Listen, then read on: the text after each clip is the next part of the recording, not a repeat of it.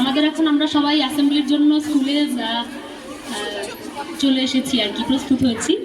তো সামনে দেখতে পাচ্ছেন আমাদের একটা বক্স রয়েছে, ওই বক্সটা এখন আমরা আনপ্যাক করবো আর কি, দেখি কি আছে। চলুন, আমাদের স্টুডেন্টরাই করবে, কেন কি এটা আমাদের স্টুডেন্টের জন্যই। চলো আনপ্যাক করো। 1 2 3। কি রয়েছে এটা? মাইক্রোফোন, তার সঙ্গে আরেকজন হলো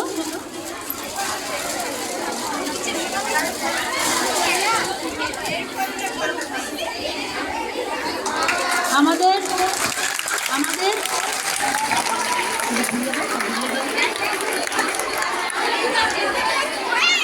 এটা আমাদের ছাত্রীদের জন্য স্কুলের তরফ থেকে একটা গিফট।